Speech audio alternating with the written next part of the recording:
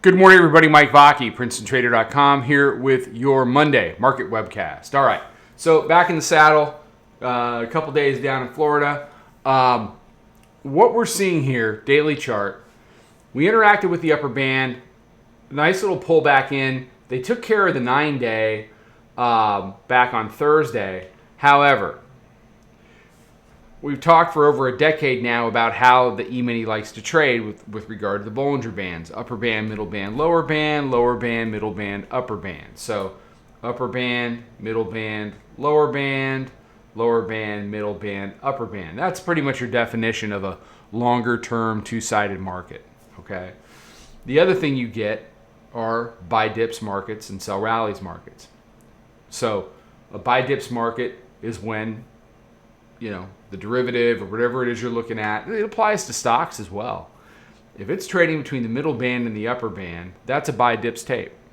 If it's trading between the middle band and the lower band, it's a sell rallies market. So we've seen a lot of sell rallies markets. Throughout most of 2022, we were living between the middle band and the lower band. And so, you get these rips, you sell them, down you go. It's great. Prior to that, most of what we saw were tapes living between the middle band and the upper band. Come on in, buy the dip, higher high, off we go. Which is our job as traders. You have to be able to function in both types of markets. You can't just be like, well, I just can't buy it. Can't do it. I just can't. Or I can't sell it. I just can't do it. Yeah, you can. Sure you can. Sure you can. Because it's your job to make handles, not run around being right. And it's two very different things. What I'm seeing here is a test of the 20-day on Friday that held. Again last night, high or low. So look, the bears need to deal with the green line. They got to deal with the 20-day. You got the 9-day up here, which had been support for a while. That probably gets retested at some point this week, if not today, to confirm resistance. If it's confirmed as resistance, then the bears have got to come in and take out this green line like it's not even there. That with a little bit of shock and awe, deal with round number 4,100 in the process, get down below, Friday's low, which was what, 60? Yeah, 40, 60, 75, and close below there. If you can do that, then the bears have a chance to have a pretty productive week. Hourly chart, you get the new weekly pivot 41.16.17. So this is really job one. If they can hold this as resistance, get back down below the Globex low, deal with the pre-FOMC price, and deal with the 20. So that's the same green line, 20-day, that you saw on the daily chart. Deal with this area.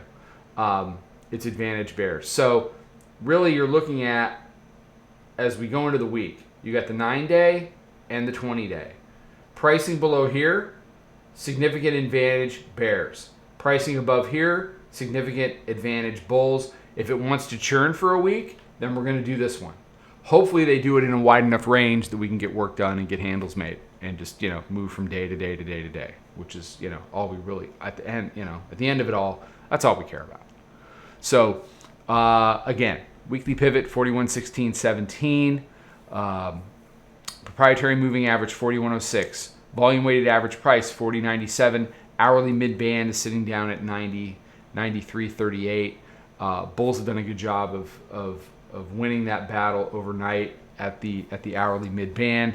On a retest there, they're going to need to, because below 93 is going to open up 77 really fast. So that's all I've got. Everybody have a fantastic day. Be safe, be healthy, take care, trade them well, and I'll talk to you tomorrow.